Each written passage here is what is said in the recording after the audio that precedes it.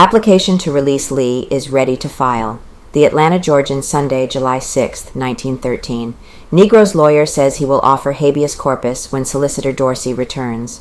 On account of the absence from the city of Prosecuting Attorney Hugh M. Dosey, Bernard L. Chappell, attorney for Newt Lee, announced Saturday that he would not file a writ of habeas corpus until Monday.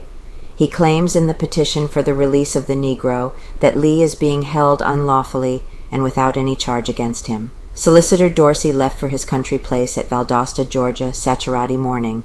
He will return Monday. Solicitor General Hugh M. Dorsey will ask the courts to hold the Negro as a material witness for the state, or may charge him with being an accessory. He was determined Friday to take no chances on so important a witness getting out of his control, as he feared the Negro might get beyond the jurisdiction of the courts if given his liberty.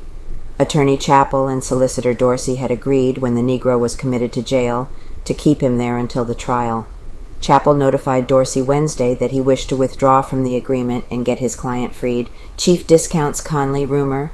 The announcement Friday that the defense had secured an important and damaging affidavit that connected the state's star witness, Jim Conley, more directly with the crime created a sensation in the ranks of the prosecution. Chief of Detectives Newport A. Lanford announced that every movement of the Negro on the day of the crime had been checked up, and that it was a matter of impossibility to find anything more damaging against him than his admission that he helped dispose of the body at the request of Frank.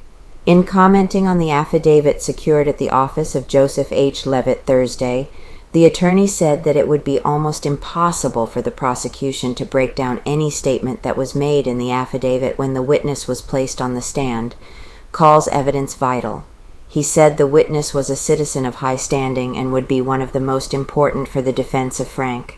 Attorney Leavitt said that this particular affidavit was one of more than 50 that had been recently secured that dealt almost exclusively with the movements of the Negro on the day of the murder.